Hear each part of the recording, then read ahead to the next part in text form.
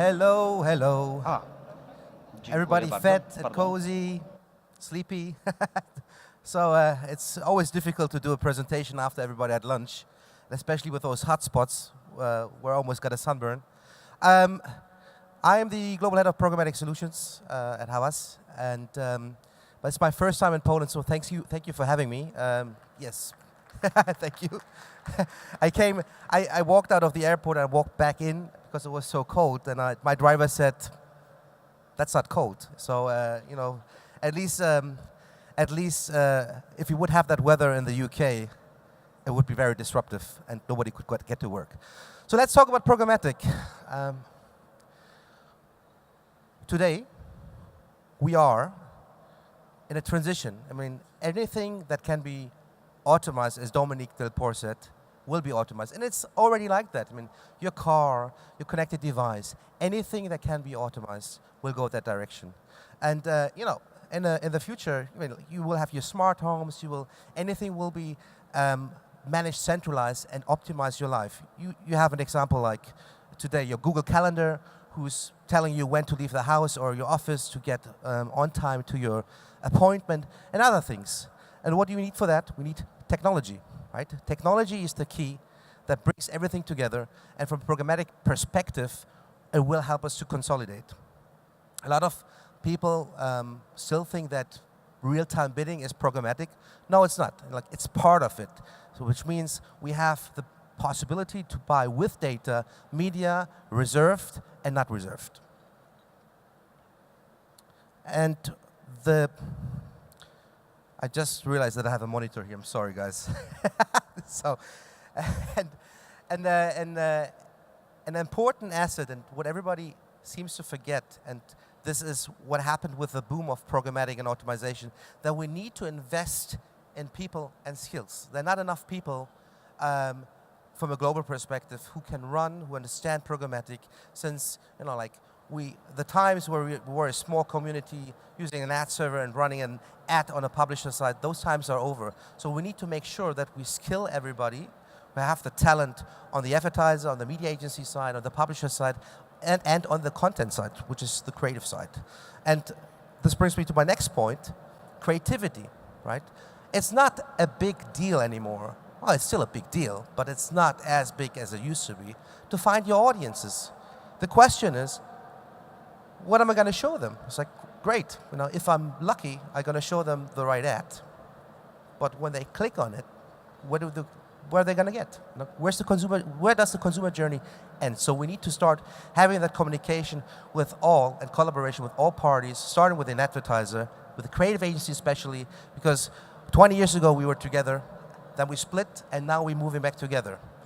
Especially with Havas, with the Havas Village concept, where we need to start with programmatic on the content side before we talk about delivery.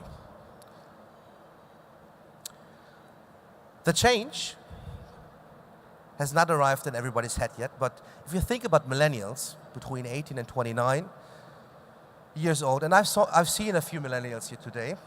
I'm not a millennial, by the way. So we need to rethink the model. The old model, which is informing, persuading, and reminding, basically retargeting the crap of you guys. You can have that example if you go on booking.com. I got lately retargeted 70 times there. That's hurting your brand, you know. And millennials don't perceive media the way we used to, or we are. Millennials want a demonstration. They want to be involved in the consumer journey. They want to be part of the story, and then we want to be empowered to buy that product. Otherwise, what's going to happen? They're going to block you. Another important fact is that the industry still thinks and believes that we have a traditional funnel, which doesn't exist anymore, because we have many devices linked to one user, and what we do today is we channel-wise address ads to that one user, you know, and addressing it many times without a holistic attribution, without a holistic plan. So what we need to do is we need to consolidate our data. We need to cross-attribute we need to have a holistic view on that single person.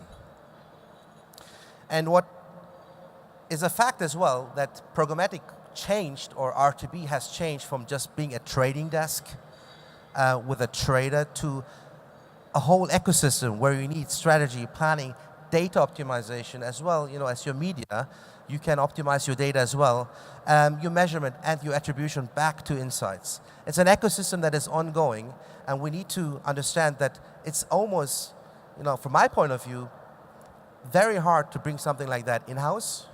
So whoever tried it, it's like with more channels coming to programmatic, which I'm going to show you later, like audio or like digital out of home, it's going to be very complex to trade that with in-house with just 2 or 3 traders, without having the insights or the data scientists' capabilities. When I got this slide, I only had 3 attributes here, which is scale, technology, and data. And over 50%, and you probably have seen that by Dominic's slides before, is that content and people are more than 50%. We don't create the right content. We don't create value. Advertising is useless because nobody's going to see it. We at Havas, we think that we need to be agnostic as much as possible. There are so many tech companies, over 3,000 today, from a buy side element to data, from a publisher side, so many brand safety tools that we need to build, from our perspective, a holistic tower control that is able to manage media in real time, or guaranteed through a meta platform, which we call in this case our meta DSP. Our vision is to basically run through various of channels, which is display, video, even print, through one consolidated platform that's helping the trader to trade in real time or non-real time across multiple platforms. And you know better than me that your assets, your data is the most valuable data you have. 5 years ago, when I started in the programmatic field in an agency, there was no discussion of having CRM data, own data, running in a campaign. And if we want efficiency and effectiveness from the start, from a prospecting base, helping to feed a machine learning engine, if it's a DSP or a tower control, we need to make sure that we're able to work with your data. Because retargeting a whole cookie pool, for example, that is generated on your website doesn't make any sense if you don't know who's actually interested in your product. Because visiting a website is no rocket science. Let's talk a little bit about data and targeting. So what's happening today in the industry, so we have third-party data, and we use the data to target people, but without your first-party data, we're not able to see what's going on behind the scenes, So which means data is an ongoing process. We need to tag your sites, we need to work with you. I mean, if you need to bring in your own data scientists as well as we need to bring ours to explore what we can do to address your clients of tomorrow the right way. So what we do today, what we can do, for example, at Havas, is we can work with your first-party data, of course anonymize. We can push it to a DMP. We have a DMP hub, DBI, and our data backbone, Artemis, that work together very closely, and segmentation and data efficiency, and are able to push that to our buying platforms to buy media efficiently. But what you can do on your side with your creative agency is helping us from a people-based perspective to show the right elements to the right user.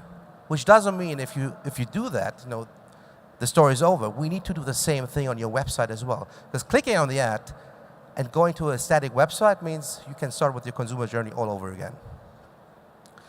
So just to show you how easy dynamic creative is, like dynamic creative, or how the industry calls it today, programmatic creative, because today I'm able to use third-party data, second and first, or first, second and third, in a decision tree as well. So when I buy media, let's say, male 25 to 35, income 65K, I can use that data point as well in a decision tree of my dynamic creative, saying, if that data point applies, show this version of the ad. It's very simple, and it's crazy because I used to sell dynamic creatives for Google and DoubleClick, and we still discuss this now for 10 years. Who is responsible for decision tree?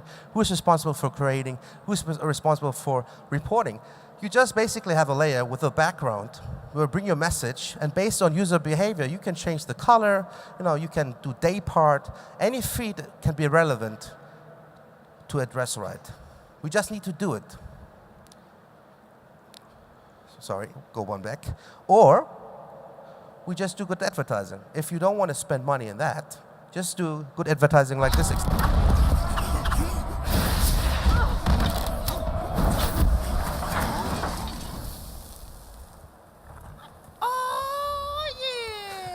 You and this army, clash of clans. Very easy, 15 seconds, and it's getting everybody's attention. Whoever wants to check this out, there's a whole bunch of them, and they were very successful. All right, sorry. New channels, and we talked a lot about voice today.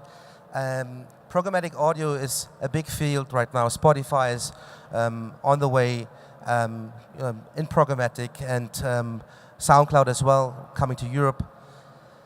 We need new measurements to make this work. So, for example, voice to call is a new measurement that could work, and we are looking into right now, as well as addressable TV, where it really depends on the market, and VR. I mean, if you look at the guy on the right in a second, he's in New York in a train, and if I imagine the future like that, it's not going to be bright because everybody in the train having a VR.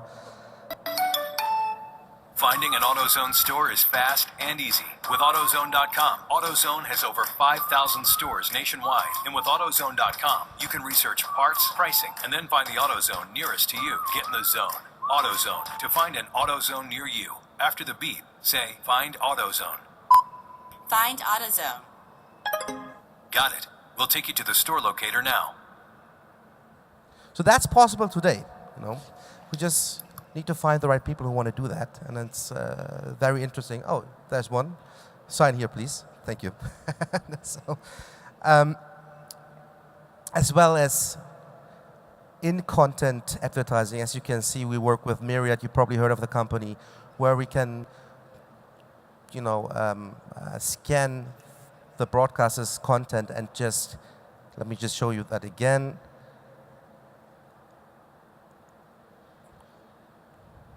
And replace that with an ad. So it's going to happen with VOD, I guess. It's video on demand has a lot of data about our interests. So if I probably in the future pick up a can of Sprite, somebody else will see a Pepsi maybe or a Coke can. And as well as having bots. Here an example how that works based on Dominic's analogy. That's a bright future as well, and that's one way of having a new field of marketing. Let's talk about content a little bit deeper. So 2 years ago, in Cannes, will.i.am said in a panel that regardless of what your metric says, we're not paying attention to it. If you don't add value to people's lives, I don't really give two shits about your advertising. And he is right, This is how millennials work. Look, 18 to 29, dominant are the male, are blocking ads today because they don't bring any value. Number one. Number two, they eat too much data, right? So for quite a while, we had 30 seconds pre-rolls running as an advertising strategy. Now we know we need 6 seconds. We need to bring the message in 6 seconds or 7. Increasingly, 2015, with 181 million people who blocked ads. To match that with revenue, we missed 20 billion, well, we lost 20 billion US dollars. For this year, it's estimated to 40 billion, I'm sorry, correct myself. And if we don't, I mean, right now we don't see any performance issues, but the more people block, the less people I can reach and the less data I can collect. Because the blocking tech will prevent any tag call. So there's no possibility to set a cookie or collect any kind of data. So what outlook do we have? I mean, besides VR and addressable TV and programmatic audio, this year there was a conference from Adobe MAX. It's basically like Apple has their developer conferences, and they introduced a new tool that is basically analyzing voices and translating that to text. So this guy, who's sitting on the left, won an award, and he said, and I kissed my dogs and my wife. So he kissed his dogs first before he kissed his wife when he won this award. This machine learning engine analyzed the text, or the voice first, and then the product manager changed the text to this, and I kissed Jordan 3 times. That's the moderator sitting, you can't see her really. And it sounds real. Playback. And I kissed Jordan 3 times. So with that technology, just a few steps ahead, I can audience target and bring the right messages from an audio perspective, or even from a display video perspective, to the right people. In fact, it goes one step further. That's why we work in Havas Village with the creative side as well. They work with language analytics companies. They can help us to analyze the level of language which could be pointed out for you. So I, for example, understand the word definitely. A millennial rather would understand the word defo, right? So if I hear the word or I can read it, and it's really on my level of education or whatever the words I use, it really addresses me rather than just having any word there and any picture. So what we still doing today, as you can see here, and everybody says they're great in data, and everybody says they're great in the whole ecosystem, we still have a path to go. And I think that we, as Havas, started a great path, bringing Havas Village to life, bringing the content part and the delivery part together, because programmatic really starts with the content. But this is what's going on in the industry. Data is fragmented as well as creation and delivery, and everything is delivered channeled, and it's not able to do. You're not able to do a cross attribution. We call this MarTech. What we need to do is bring content management, data management together, work with creation and delivery, which means we need to ask the questions of what's happening on your website before we talk about programmatic delivery, right? Because when somebody clicks on the ad, we want to have that person to have the same experience he had in the consumer journey before. A little bit here, a pre-roll there, an ad there, to bring an experience and actually the conversion and keep that client, to bring him actually value and have that sale. What does Havas do for that today? We understood, as I said before, that talent, people, education is a huge lack in the industry. So a couple of weeks ago, we launched Havas University, and we created a platform, a trackable platform, where we offer 3 levels of education: basic, advanced, and pitching and selling, which we're creating right now. But basic is already active, and all employees of Havas Media Group have to go through that content and assessment, which means HR, finance, IT, because everybody has to understand how the future of this business is. The same thing will happen. We will offer this to our clients as well, because this is the best way to identify where the gaps in your companies are. Because it's not only programmatic, because this business grows so fast. It can be a digital gap as well. And it's our job to help you guys to explore it and to help you to close that gap. If it's consulting or if it's just a training or anything that goes that direction. Because we need to learn, speak the same language, because otherwise we cannot help you, as you cannot describe what your actually challenge is.